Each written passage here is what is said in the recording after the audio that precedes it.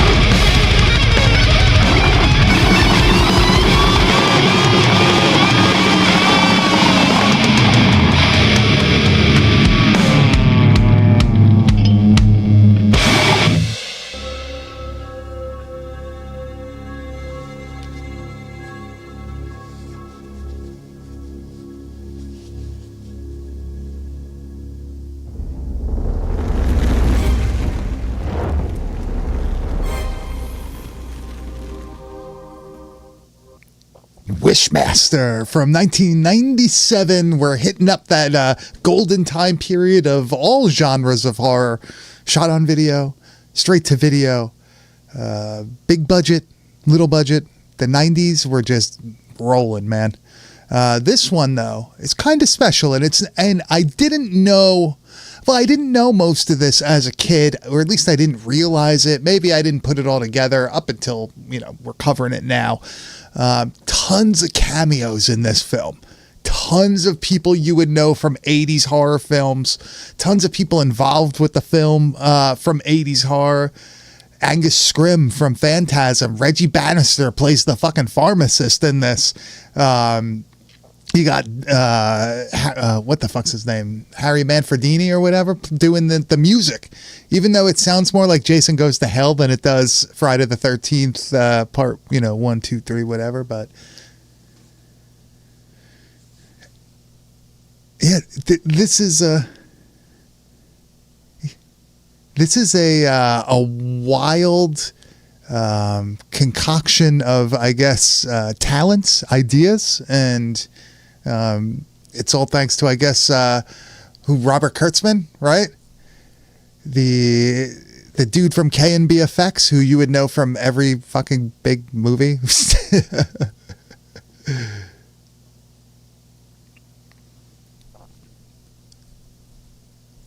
guy's got some IMDb, that's for sure.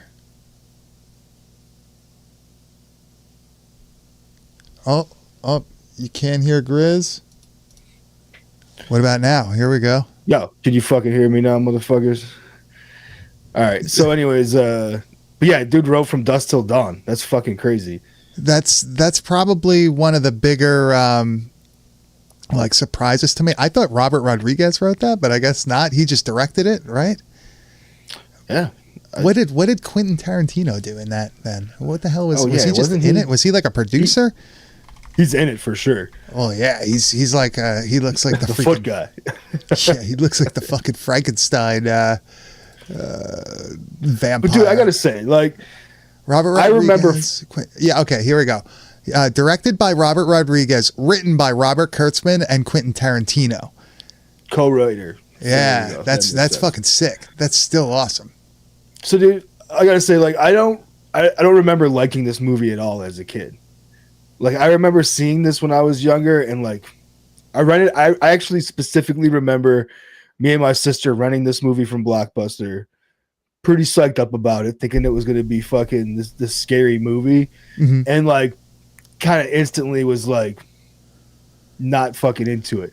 And now that makes me wonder. Yes, we had a little bit of an issue when watching this film for this week's podcast or live stream. Actually, we're going to have to say live stream because the things we're showing are from a version that Grizz didn't watch initially. He watched an edited version. It must have been a TV version.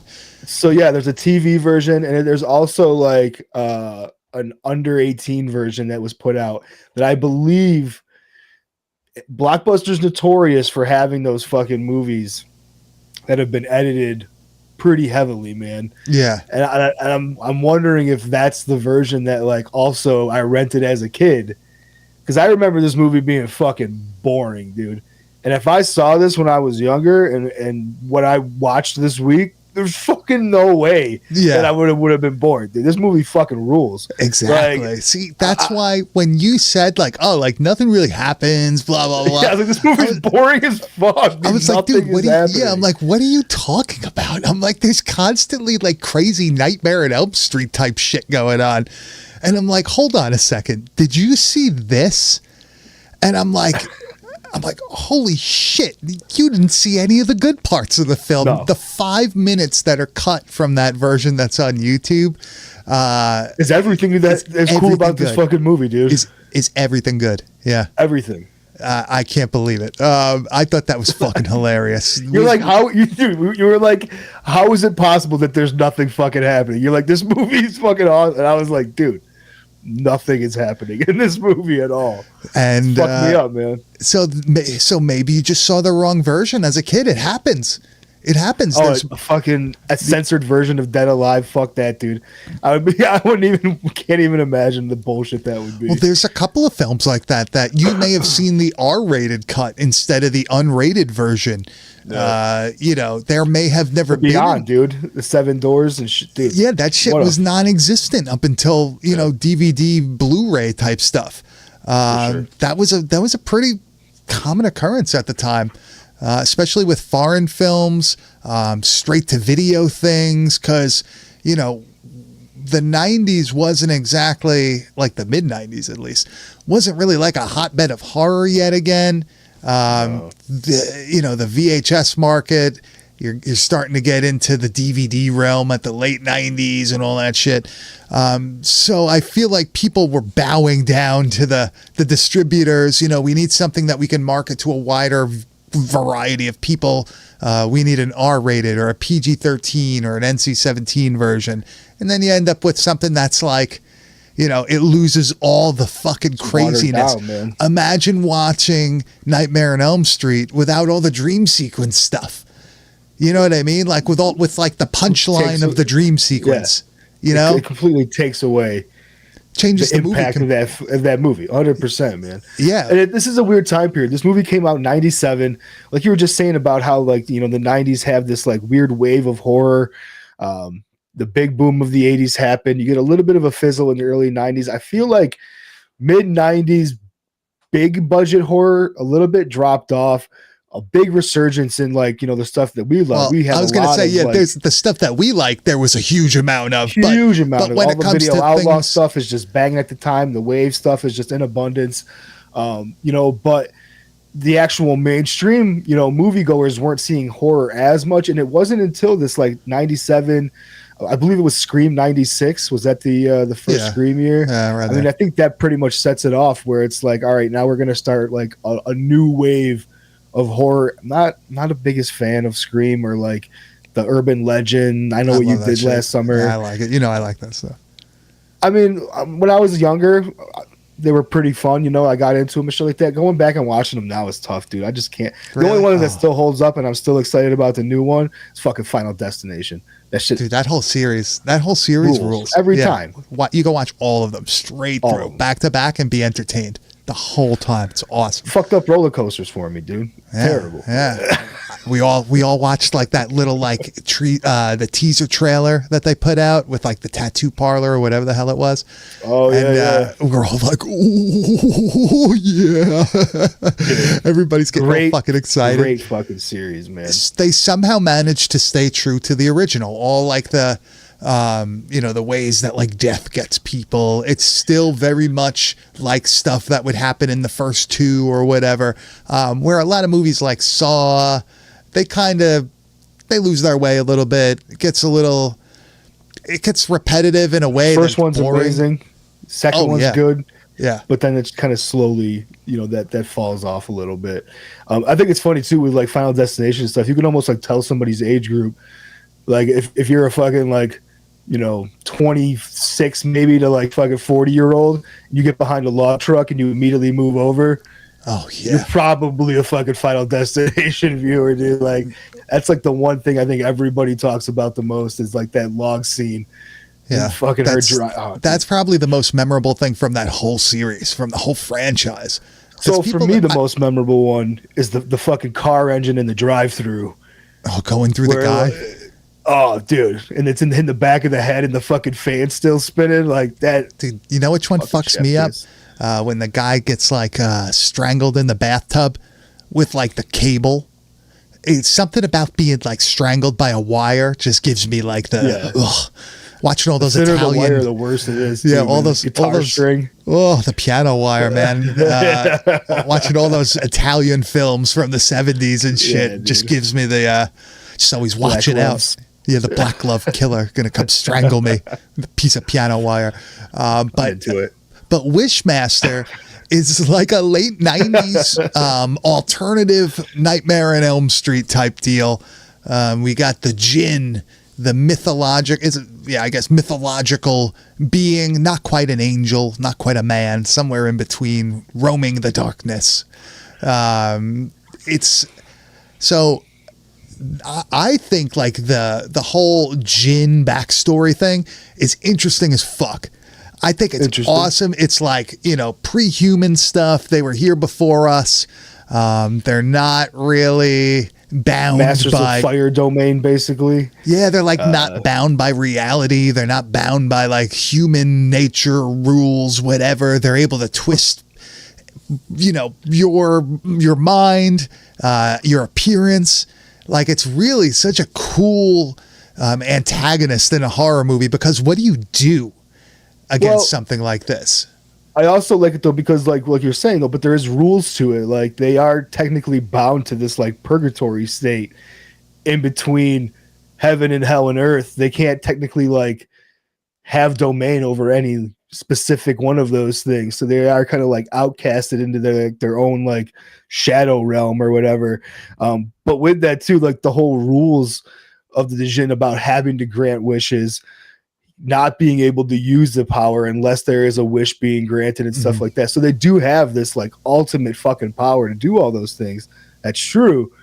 But there is like limitations and rules that have been put on them that they have to abide by. I think that's what kind of balances out like a good, foe in a horror movie. If it's not going to be like an all-out slaughter fest, this person is just going to kill to the very end. Just too overpowered, like just nothing. Yeah, like then there has to be like the rules of the game, so to say, with the person that's like, the protagonist of the movie. Yeah, yeah. I mean, like, I don't know how true to the real mythological lore this movie is. Apparently, though, like there were good ones and bad ones. So like they weren't all fucked. Some of them were like like Robin Williams type genie. Like so that's cool. Dude. You might get lucky. You might get a Kazam, right? Yeah. Oh, which one would be better? Who would you rather fuck with, the Robin Williams or the Kazam? Oh, dude, the Kazam one. He seemed like he actually had like your best interest at heart towards the end. You don't think Genie did from fucking Robin Too much Williams? of a wild card for me. That guy I wouldn't trust him. He is a wild card. You're right. Doing too much crazy shit, getting me in too much trouble. Like I don't like songs. I'm not a fucking song guy. Well, so they the both sing. Thing would be they both sing, man. Remember, Kazam has the rap. That's different, dude. That's from the streets. Like I'm fucking with it. Like, that's fucking good, dude. Yeah.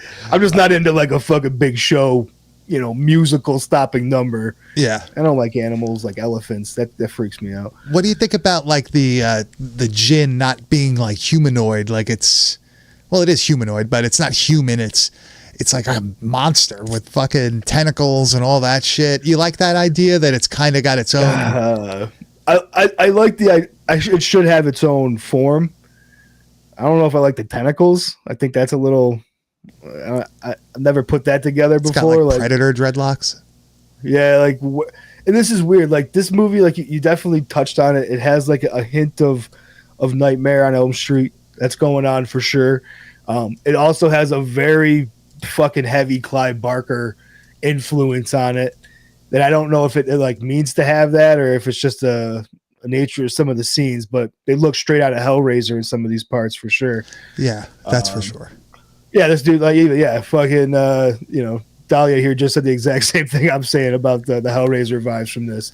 But it also, it has like other elements to it too. Like you just said, the Predator dreadlocks. The look of the fucking thing is like, I don't mind it. Fucking goofy, dude. I think it's cool looking. It's got the eyes. The eyes are fucking cool. creepy. The teeth are cool. Yeah. The teeth are cool.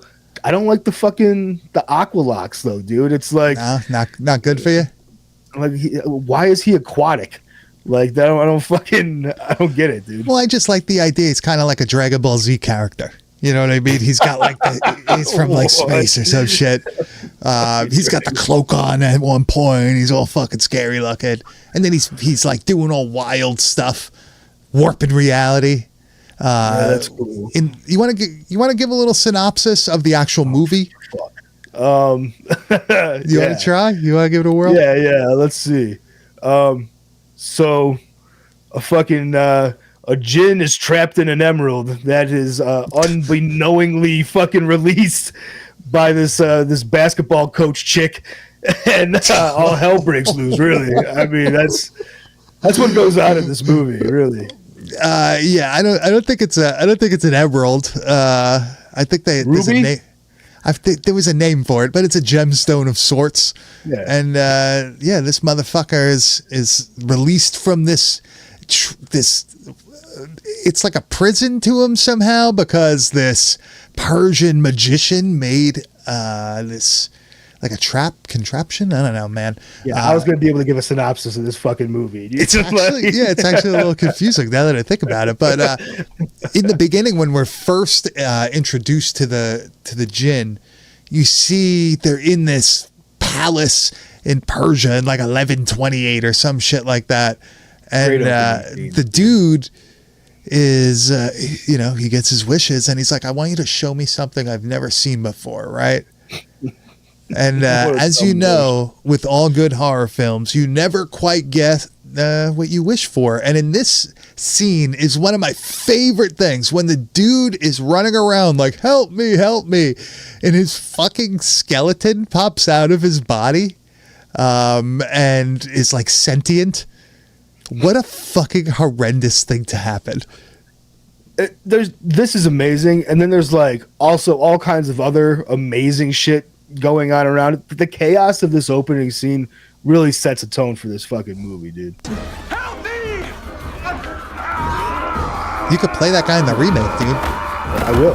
Watch out. Look, his fucking chest is like pulsating, coughing up blood. His skin rips apart, and his skeleton is breaking free. Little hands. Yeah. Ooh, take the strong hand. When his fucking awesome. Dude, that is so sick. When his face falls apart. Looks great. Yeah, it's like the Army of Darkness skeleton. Yeah, it definitely has a Deadite vibe to it when he stands up there. Let's get the hell out of here. So good. So good. That's Fire Opal. That's what I said it was. Yeah, exactly. Fire Opal. There we go. How many people have that sitting on like their dresser or like their bookshelf? Like, my grandma had one. It's the Fire Opal from fucking Wishmaster. It's like, oh, great. So this guy is eventually trapped in this fire opal by the magician of this Persian city. And now he's stuck in a giant statue until current day, where we start seeing all the cameos in this film. We have Robert Englund playing like a snooty art guy, right? Dude, I had to take this clip. This dude gets smushed by a box, right? And that's cool. Not just any dude. It's Ted Raimi. Yeah, Ted Raimi gets smushed by a box, and it's cool, right? But what's even cooler is fucking Robert Englund's entire attitude in this scene. Dude, like, what the fuck? Who is he supposed to be? Like, yeah. I don't understand this acting at all. He's himself in the 90s. But Grizz, did you catch who the drunk dock worker was in this scene? No. Did he didn't strike you as somebody? Well, now I'm gonna have to fucking look, dude. All right, let's take a look here. Jesus Christ! What the hell is he doing? There's Ted. the red Christ. sunglasses. Does the word dumbass mean anything to you? He's so good. That's right, that's very expensive stuff. Does he look familiar? Oh, he does look familiar, Does he dude. sound familiar? Oh, and this giant shipping crate falls on Ted Raimi, unfortunately. Just crushes him. Does he look familiar? Yeah, 100%. That's the Freddy look right there. Dude, that's- Look, there it is. yeah, that is the Freddy look for sure. So Grits. Who the fuck is that guy? That's Joe Pilato. That's fucking Rhodes from Day of the Dead. No shit. That is the main army dude from Day of the Dead. And he's also got a cameo in Dawn of the Dead as a cop. I But say he's been in other things too, man. Like But that dude that's- had such a familiar face. yeah, so you get multiple cameos in this short amount of time. Unfortunately, Ted Raimi is in and out of this film. But there's tons of references to other movies. Like, there you go. There's Ted Raimi. There's Joe Pilato. Like, don't tell me that shit wasn't on purpose. You start seeing relics in the film. There's a Pazuzu fucking statue at one point. Oh, dude, the whole thing about like Robert Englund's character, you know, being this like collector of all these ancient artifacts and shit like that, it does play pretty well into like the whole like ending of the movie and stuff like that. I thought it was gonna be like a throwaway type of thing, Yeah. just a way to get this fucking fire opal into the hands of these people. But I do like how it plays full circle. Yeah, definitely. So once this thing falls, the statue breaks open, the fire opal is found by a random dock worker. He goes, pawns it for a couple $100. And this is where the mess begins, right? The genie, the djinn, first, The djinn. dude, how is it always that like people accidentally figure out how these things work? You think it's Okay, like think it's like accidental, or you think it's more so like they're being like pushed? What do you think was the crux that started this thing? I think as soon as the fucking thing is like out of the fucking statue, Okay. I think like as soon as somebody like as soon as it's broken open, he's like, yo, he could see out of this thing now. He's like, yo, I'm fucking activated.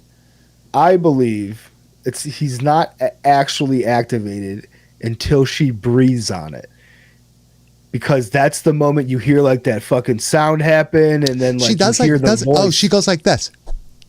She rubs it, doesn't she? She breathes on it, dude. I thought she I'm rubs telling it. you. Does she rub it?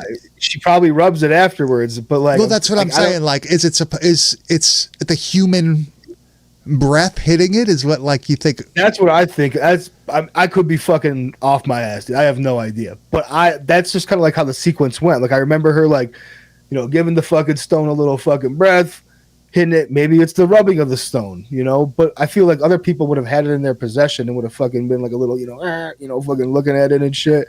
Dude, that shit But- would have been that guy would have been fucking out of that gem before we even got to the car. That Yeah, would've been Johnny, it. you're right, dude. Rubbing it always activates it, dude. It was probably that. That's got to be what it was. What do you like, man? Do you like the genie lamp or do you like the gemstone? I kind of like the gemstone because it's a little inconspicuous. You know, you don't expect something to pop out of that motherfucker. It could just be in your Everybody pocket. that picks a lamp up, they're gonna fucking rub it, dude. I mean, you're not gonna pick up a lamp and not rub it. You know what I'm saying? But So but the lamp has like the cool thing where it could be like, you know, the smoke coming out of the fucking thing and all that shit could fuck you up. You know, could it have can make gravy in it, dude. That's cool. I'm down with that. Is that a Like, lamp then, or is that just like a gravy bowl? boat? Yeah, gravy Yeah. boat. Why do you think they call it a boat when you put the gravy inside it? Wouldn't it Interesting. float in gravy if it was a gravy boat, dude? That's a great point. That's a great idea. Chris, I got a question, man. If you found this thing, you figured out it was a fucking genie or djinn, whatever. Yeah. Would you take the wishes? Knowing all you know now, seeing all the movies you've seen, reading all the books you've read, hearing all the stories you've heard. I haven't watched this movie. No, you could have seen this movie. That's I'm fine. not doing anything if that's the case. I know that every wish has a twist. So You know what I'm saying? you would take fiction, the fictional story at face value, or would you be like, yo, that's just fucking bullshit. It's a movie. It's just a fucking book. And would you go for it? Because you never know, man. It could be legit. There could be no strings attached. I think I would have to have a test wish that would, I'd be sacrificing a wish, really, to see what kind of like juju comes with it, you know? Like maybe ask for a Coke and see if I get something that's like, you know, a Dr. Pepper or something, you know? And it's like, oh, I got a soda, but it wasn't what I wanted. There's the fucking something that's not going to harm me too much. You know what I'm saying? Yeah, but dude, that could be twisted too, man. You might get like fucking Dr. Pepper poisoning? No. You might get like fucking what is it, like steel or whatever poured on you. Isn't that called like the Coke, the shit that's at the top? Oh yeah, right, like that. It's not like slag. Isn't there like another thing called Coke or whatever? I don't know what the fuck it is. I know all about that. but you know, that's a hell of a way to go out. Also, like this dude could just fucking twist your words in any way possible. Would you even take the risk doing a practice? If it was a genie, I would fuck with a genie. I would if a motherfucker rolled up on me with the fucking aqua tentacles and the red eyeballs. I'm not fucking with this dude. There ain't no way, dude. Like, so as long as he's nice looking, if he's like blue, like I'll fuck with you. That's kind of like how I look at it, dude. Johnny says Coke bottle up in you. Yeah, damn. That's even might just fucking appear in your stomach like a can of Coke, dude. Just in your gut. Damn. I wouldn't do it. I learned my lesson. I would bury that shit. I'd let the next fucking asshole, fuck themselves. Or would you give it to somebody? Oh, would you turn it over to the authorities?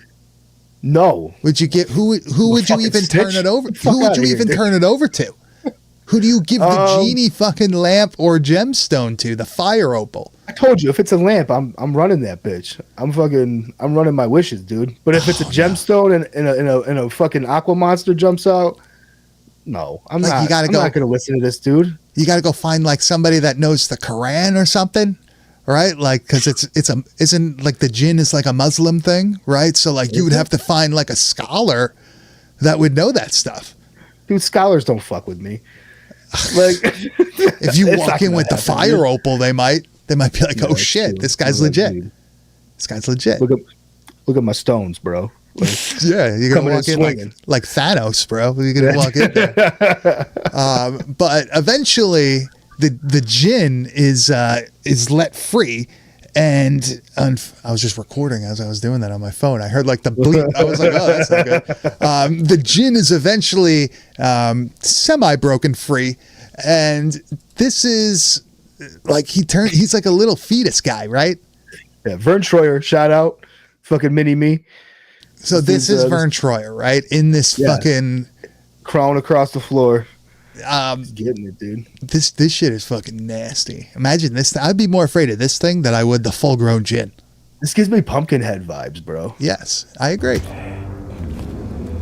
You're like paralyzed on the ground, and this fucking thing is coming after you.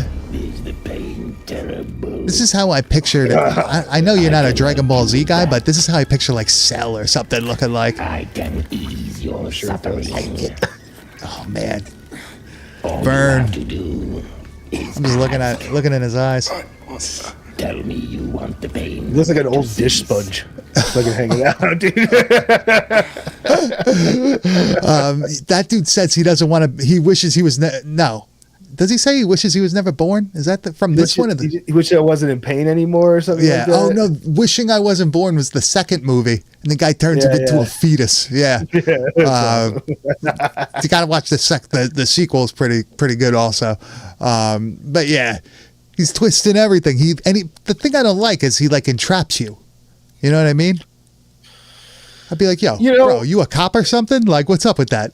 I kind of like there's like a game of wits that happens that you kind of have to play with it, and like our lead character here that we'll see, she kind of does a good job of like, because the whole thing is that like, if you grant if this fucking jinn grants all three wishes to you, the person who's awakened it, then all the other jinn in the fucking, other realm can now inhabit the earth. They're released. And basically, run it as their domain and, fuck a lot of people up, basically.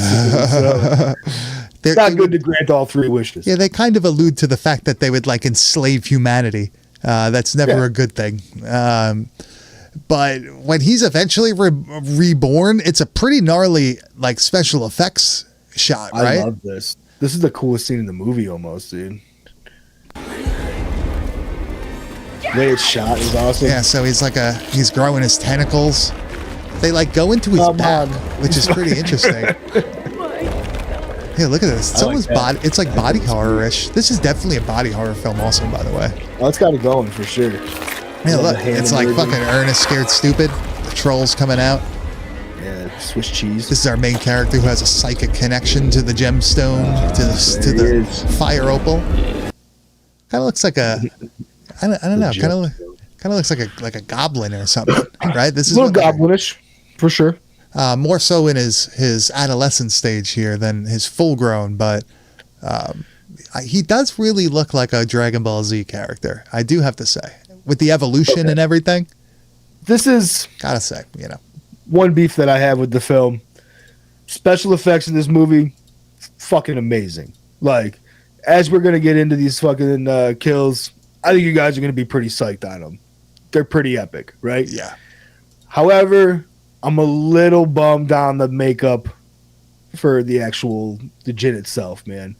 I just think this comes off a little corny, a little rubbery, a little fucking weird, a little rubbery, little fucking Mac tonight, big moon face motherfucker little thing going on here. Like, it's just a little weird, dude. Like, I think that it could have been handled better and been a little bit more effective as a scarier character. Mm-hmm.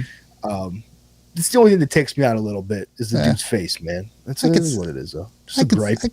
I don't think it's that bad. I really don't think it's that bad, dude. I think it's pretty bad, dude. I like when he steals the dude's face.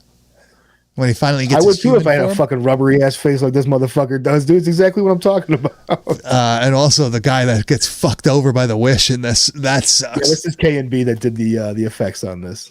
Am I to understand this is not full grown Wishmaster Jin? I don't want to see this. Well. And he makes his eyes basically grow over themselves, right? Like they seal as he peels the face off of somebody. Don't care. You bastard! Yeah. Some 90s CGI. Not too bad. Not too bad. I've seen worse. Not horrible. They don't overhand it in this movie. At the end they do, but there's some decent. Like, there was a good scene of it earlier with the skeleton. There was a bit of CGI when he fully comes out of the face. There, it goes into that, and it looks really fucking good. So they don't overdo it. When they show this blind dude inside the gemstone, like inside the fire opal, it's pretty fucked up looking. Actually, that whole sequence is pretty fucked up looking, right? I love that, dude. That's one of my favorite scenes for sure. She basically wishes to like know like about him, right? Like, where do you come from, or what are you doing, blah blah blah. So he basically shows her his like domain, and it's inside the fire opal. And this is like such a Nightmare on Elm Street thing to me. It's like akin to Freddy opening up his sweater and showing like the souls on his chest.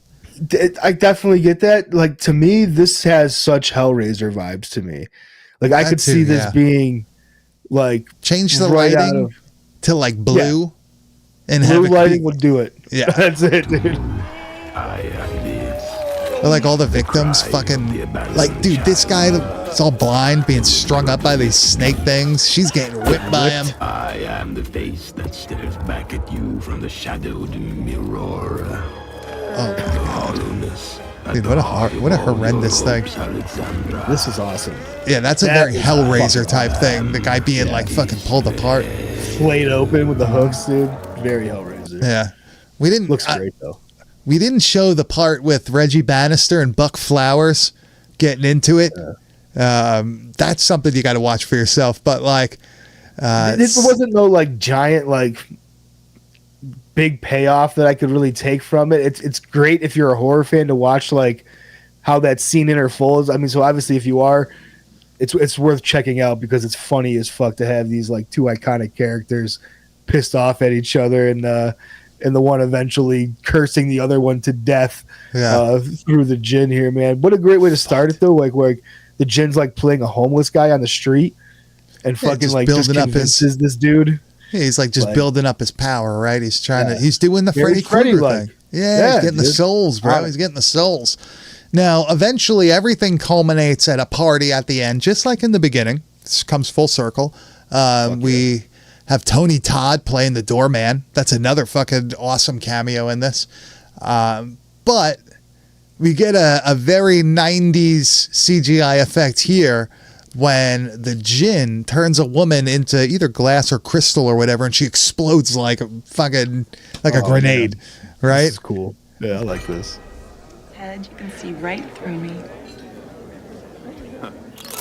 Yeah. So funny, I like how dude. you can see her bones through That's the great. glass. Yeah, and she explodes, and everybody gets fucking cut Oh, from the the dude's glass. face gets cut off is so good. So this whole sequence here is missing from that cut version. Oh, none of this. Like the snake grabbing the guy's eye and like twisting his face like into some. Oh, that guy with the fire poker, it looks like going through his face. Holy shit, man. So like this is all basically Robert Englund's like throwing a party, and like the djinn like convinces him to like make a wish about what kind of party he'd want to throw, and this is Makes the the same outcome of mistake. said wish. Yeah, makes the same mistake as the Sultan in the beginning. And it's very Hellraiser-ish, like the boiler room scene where everybody's just getting destroyed indiscriminately. Yeah, just Only like from this last is- week, dude. Very similar. This for is sure. far more gruesome, I would say, and far more creative when it comes to the kills and what happens to people, right? The dude with the piano. Holy shit. Now that's a This is- decapitation. This is straight out of Hellraiser, also though, dude. Like this gave me such Doctor vibes from Dr. part Chernard. 2. Yeah, getting this is sucked so into the reminiscent. Cenobite pod. Yeah, the piano comes alive, starts wrapping the dude up with piano wire. That's our as we said director right before. there as well. Yeah. Around his face. Oh, and his head gets fucking straight yanked off. dude. It's so good. Also, Black Past, right? Doesn't that also happen in Black Past? With Yeah, like it the does wire? happen in Black Pass. Yeah, Or I think it's barbed wire in that case. Jeez. yeah, it is part one. Same concept though. Yeah, so all this stuff is cut from that part, well, that version that Grizz watched initially. Oh my god, this is horrible. Dude, this makes it a completely different movie, right? Oh, this makes it an awesome movie, dude. Like this makes it. I was like, why is this movie so fucking boring? And it's because there's no like big payoffs to like all the stuff that I was seeing. Yeah. And like without seeing that guy having his face teared off, and like all of a sudden you just get introduced to this new character you've never seen before, because the Wishmaster is now walking around as the guy with the face that he has on, that like you didn't see how he got the fucking face.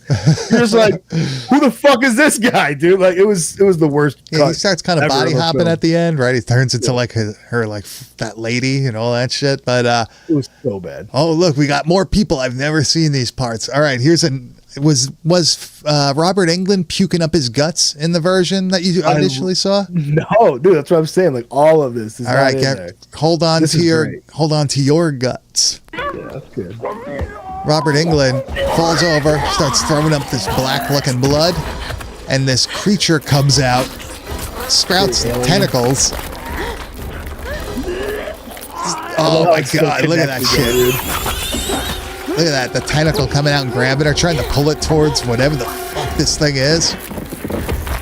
So that's giving me like Thing vibes now, dude. Like there's so much Yeah. fucking going on in this movie. Look at that thing!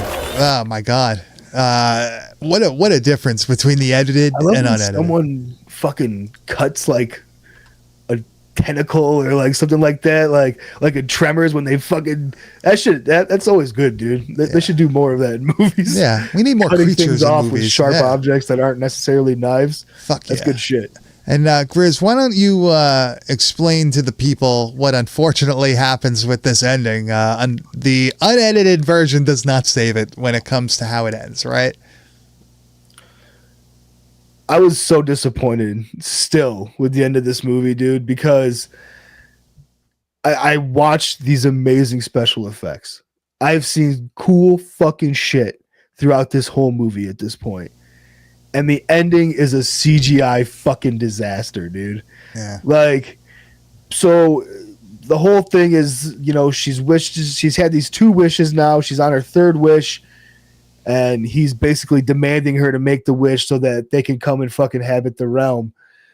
And she's outsmarts him by wishing that the guy who was operating the crane didn't drink that day, which immediately would have entrapped him back in the fucking the emerald, whatever, the ruby, the fucking fire opal emblem, fucking opal thing, whatever the fucking thing is. He gets entrapped back in it, and he basically gets soul sucked into the fucking the opal, and it's a fucking letdown, guys. All the creatures explode, they implode on themselves, and he gets sucked into this fucking thing. I don't even know how to describe what the fuck he looks like. Feels like Beavis there for a moment, yes, dude. That final thing. Yes. Great. So you're gonna have to get a still of that, and I'm 100%. You're gonna have to post that for us. I got to see that now. But yeah, he kind of just gets sucked into the thing, and it's like, well, gonna have to wait for the sequel to see what happens. Well, there is like, I will give it credit though. Like up until that point, after Robert Englund is puking up fucking his guts, all these different artifacts that we kind of saw a little bit there start like chasing after her. So you have like these stone statues that are like trying to fuck her up, and like a samurai statue. Yeah, and, like that's a pretty cool. There's some cool shit going on there. I can appreciate the build up to that ending. It doesn't like, once that party murdering stops, it really doesn't let off the gas until he's fucking gets his shit sucked into the emerald again. But I wish it would have just ended with more of a fucking like hurrah, like this is the big kill at the end, or like blow him up, right? Yeah, have him explode, have him melt, dude. Like have him do. Don't turn him into Beavis and fucking put him into the white light. They used all their budget to do the fucking party scenes, man. It is what it is. It was worth it though. We also didn't show Kane Hodder being turned into a pane of glass and then walk through and exploding. Yeah, that's a very CGI effect. Yeah, it was a little much for me. But it's funny to see like normal looking Kane Hodder, like 1997 Kane Hodder. Yeah, unrecognizable almost, dude. But there's tons of shit in this movie that we didn't mention, and I think it's worth a rewatch as long as you watch the version that we just covered. The version that has all the crazy gore sequences, all the crazy wish shit. That's the one that you have to watch. Don't bother watching the thing on YouTube. That is not a good version. That's going to make you dislike the movie. It's going to make you write it off. Yeah, you're like, this movie's terrible, dude. Yeah, I was so prepared to come out here and be like, I'm about to fuck this movie up, dude. Like, I was gonna shit on this so hard. Yeah, unfortunately for you, this movie fucking rules. Yeah, unfortunately for you, you finally saw the good version, and you could say, "Yo, Wishmaster is actually a good movie." Wishmaster fucking rules. Yeah, there you go. Wishmaster fucking pretty good. Not gonna lie. There you go. So yeah, that was Wishmaster from 1997. Next week, though, Tuesday at 9 p.m. Eastern Standard Time on our YouTube channel, youtube.com/@badtastevideopodcast. We will be covering one of our favorite movies. We both have tattoos from this film. We both basically have the same tattoo from this film. Well, close to it at least. And that would be The Reanimator from 1985. Well, really, it's just Reanimator from 1985. Based on a H.P. Lovecraft story. We both grew up watching this. Another film that there's a cut version out there, right? There's a rated and unrated version. Yeah, that's brutal. I believe, what's the VHS? Like the one that has the blue? There's like an all green slip, and there's like a black one, I believe. There you go. Yeah, I gotta look. I'll look next week when we cover it. But that's going to be next Tuesday night at 9 p.m. Eastern Standard Time on our YouTube channel, youtube.com/@badtastevideopodcast. Grizz, it's time we head over to the wide world of metal. And what do we have this week? Dude, you know what? I'm changing it up a little bit. Yeah, I was shocked this week. I was shocked. You were shocked. And I fucking love this shit, dude. Like, this has been kind of like my go-to style of music in the gym as of like the past maybe like month or two. because it just fucking gets me amped the fuck up, dude. Hell yeah, man. I found this one last week. This album just came out. I believe it was a week or so ago. It actually came out end of last month, February 27th. So that is about a week or so ago. But dude, this band is called Stress Test. The album is called Stress Test. These guys are like kind of like crusty thrash crossover. It's got some punk elements to it, but it's like that kind of cool, like fucking street punk shit that I would get into, kind of like Dystopia or Phobia or other bands that end with a fucking A. The vocals on here definitely have like a Dystopia thing going on, but I do like it because there's like multiple vocalists. What really I dig about this band, though, as you guys are about to hear, this fucking guitar tone is just so fucking raw. The production's so sick. The bass is sick in this. I was so fucking sold immediately. I don't know. Where should we start here? Let's start with Suffer, man.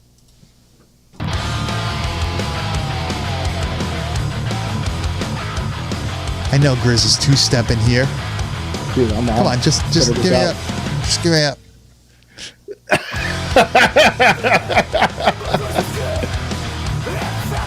It's so funny that like you used to make fun of me for listening to hardcore. I mean, certain aspects. You're still hardcore. I'd pick on you.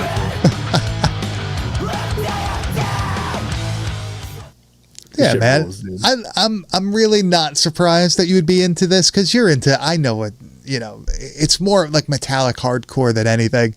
You know what I mean? Like it has that. What the fuck's that band, man? It's got that power trip feel to it.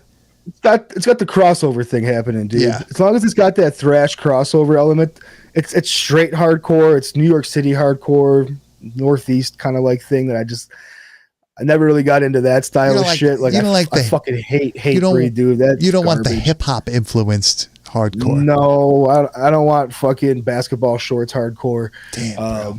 I want the crossover shit. This stuff fucking rules, dude. Let's hit him with the Eternal Bliss. Now I'm just thinking about like the shit that the people I used to hang out with that were like older, like the fucking like the stadium starter jackets and shit. Like, oh, dude, I know exactly like that what shit. you're talking about. Nobody wearing basketball shorts, but everybody wearing like fucking some sort of man, what were the fucking? I don't remember the brand. It wasn't FUBU, but it was like FUBU. Damn, I got to think of it. It'll come to me. It'll come to me. I don't know if this is Eternal Bliss. Yeah, that's the one. I like the double vocals, man. I went on my tangent and I wasn't sure if I'd hit the right button. Yeah, like the riffs are fucking awesome in this. Riff machines, dude. And I love cool, this, like the breaks. It's like it's not typical. Like I love that part. That fucking dude, I love this shit. There. I love it. It's like not just like typical like crossover either. Like a lot of stuff, I love Power Trip. I love stuff like that. I'm big into like bands like Dead Heat. But like they have a certain sound that they stick throughout like their building process of their songs and kind of things, man. Whereas like these guys have like a cool like more of like a street feel to them as far as like they have like a grindcore thing going on at times. They'll have like that like two-step kind of fucking riff, but then it will go into like a blast section, which is kind of unexpected.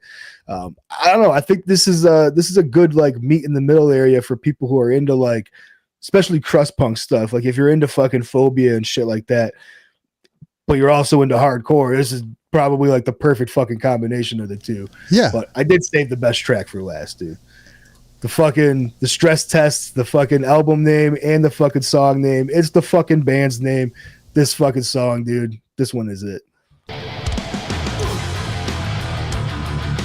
Come on, dude, the fucking guitar tone is so sick. I want to fucking throw shit the fuck out of here. Fuck. Did the dogs just go wild as you did that? Yeah. And they did the best thing. They fucking double time it, man.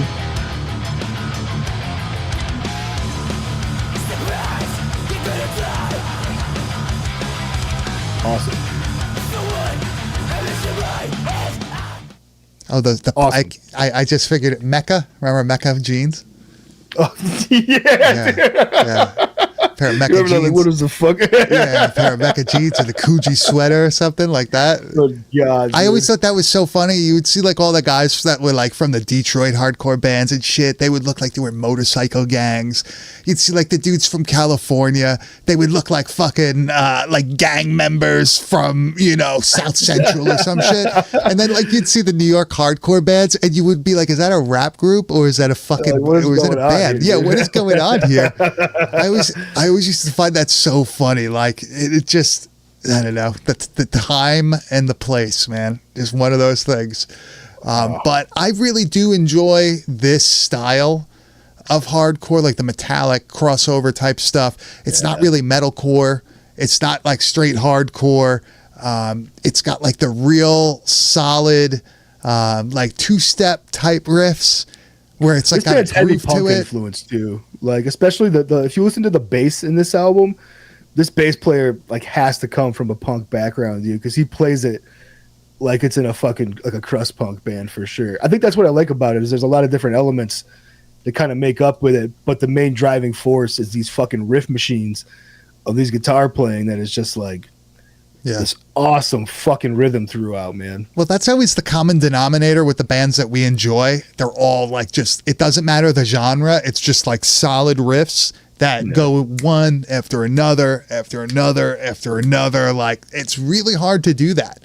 It's really hard, especially with like hardcore, like this type of genre to do the breaks, the single guitar break, and go into something that isn't like fucking boring or it doesn't sound like you heard it a million times. That's really hard, you know, to do it. And like, dude, you nailed it there too, because like in that stress test track alone, like they could have went out of that break into something that would have been real repetitive and kind of boring.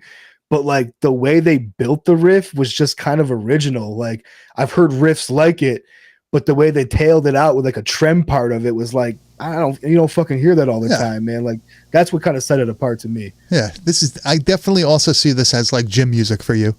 Dude, I'm in there. Mean mugging motherfuckers just fucking getting it. Dude. I only listen to 80s electro, so. Synth waving it up in that bitch. Looking like fucking like Henry fucking Portrait of a Serial Killer. Serial killer, dude. But Chris, where can they find this week's band? I have these guys on my Spotify playlist, man, but they also are on their Bandcamp. They're on this fucking cool ass record label out of Oakland, dude. Transylvania Recordings. Check out that band, or check out that Bandcamp as well, because that label has a fucking stacked house of killer bands. I'll probably dive into this label a little bit more at some point, dude, because I was really impressed with them when I was going through it. But Stress Test, out of fucking Portland, Oregon.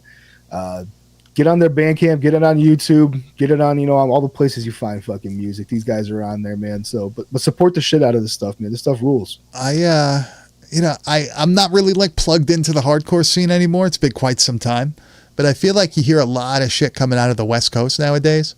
I feel like it's really West Coast. Crushing, dude. Peeling Flesh, Snuffed on Sight.